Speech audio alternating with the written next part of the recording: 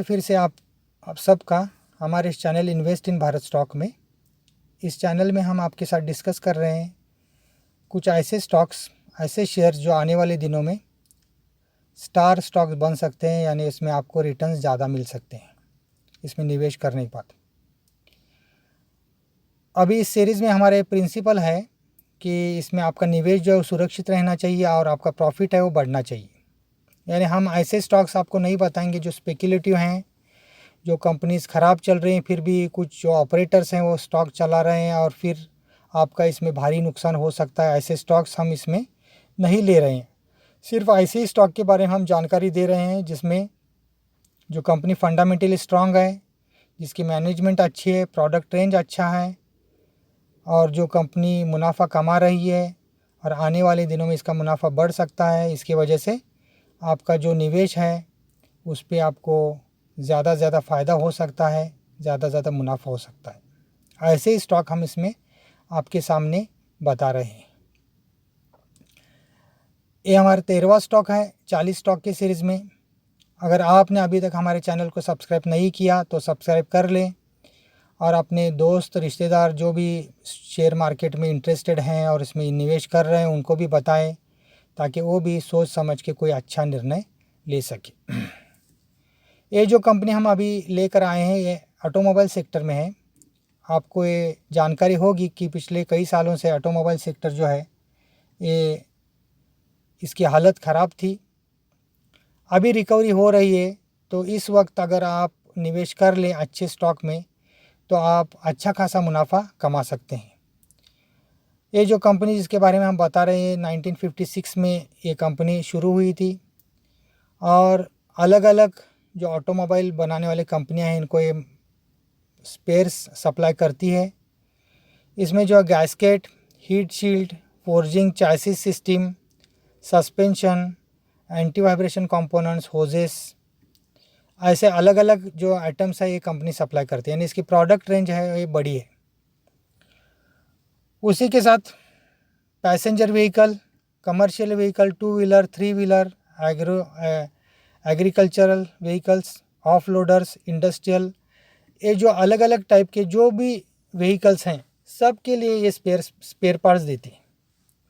तो इसका जो प्रोडक्ट रेंज है बहुत बड़ा है, कस्टमर बेस भी बड़ा है और अलग अलग सेक्टर में ये सप्लाई करती है। इसी तरह इंडिया और आउटसाइड इंडिया पूरे दुनिया में ये कंपनी सप्लाई करती है।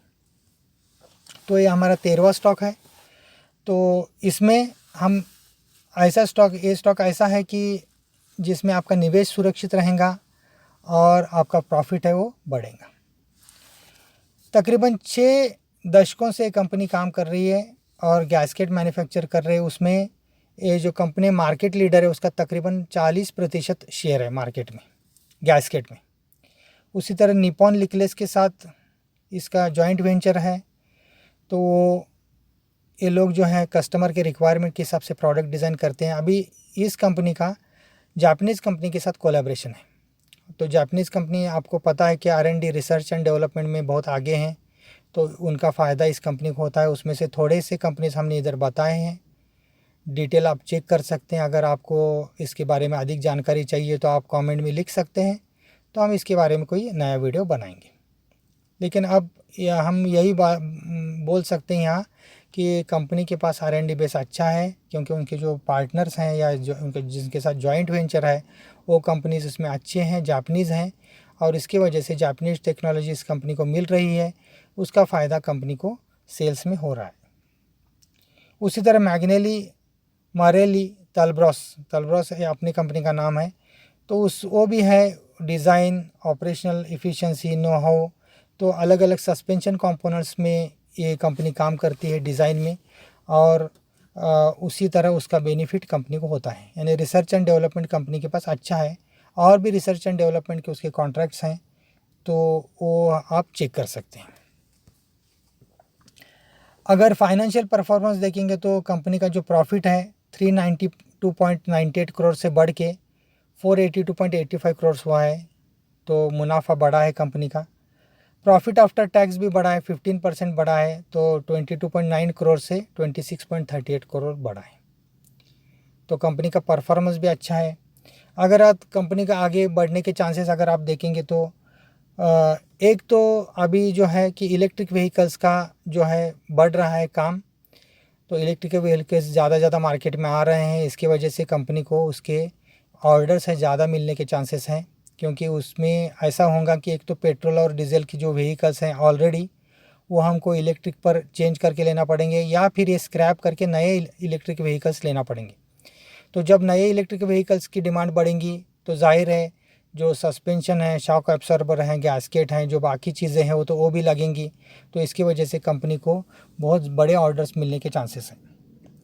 तो डिस्पोजेबल इनकम भी बढ़ रहा है, हर फैमिली का इनकम बढ़ रहा है। इसकी वजह से लोग जो है ज़्यादा से ज़्यादा कारें या टू व्हीलर्स या ऐसे इस तरीके के व्हीकल्स ले रही हैं। इसकी वजह से व्हीकल की डिमांड भी बढ़ेंगी और उसकी वजह से अब इस कंपनी का जो है बिज़नेस भी बढ़ेगा। ग्लोबल इंटरकनेक्टेडनेस यानी पूरी दुनिया अभी इंटरकनेक्टेड है, इसकी वजह से ये कंपनी इंडिया में भी बेच सकती है और बाहर भी बेच सकती है। मार्केट बहुत बड़ा है। रैपिड अर्बनाइजेशन जो है, ज़्यादातर लोग शहर की तरफ जा रहे हैं, बड़े बड़े सिटीज़ बढ़ रहे हैं, उसकी वजह से वहाँ जो है व्हीकल्स की डिमांड भी बढ़ेंगी और इसका बेनिफिट डायरेक्ट हमारी कंपनी को होगा। अगर कंपनी के शेयर्स की कंडीशन देखेंगे तो प्रोमोटर्स के पास 58.16% शेयर है। इसका मतलब मैनेजमेंट बहुत स्ट्रांग है और मैनेजमेंट को कॉन्फिडेंस है कि जो है कंपनी आगे ग्रो करने वाली। उसी तरह banks, financial institution, insurance, FI और अदर मिल के 8.47% शेयर है।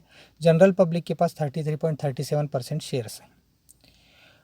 प्राइस जो है 14 अगस्त 2020 पर 113.5 थी। 52 वीक्स हाई एंड लो 161.2 है और लो है 62.5। शेयर्स हैं 12 मिलियन शेयर्स हैं और फेस वैल्यू है 10 रुपये। और डिविडेंड जो दिया है कंपनी ने तो 50 पैसे डिविडेंड दिया है, यानी 5% डिविडेंड कंपनी ने दिया है।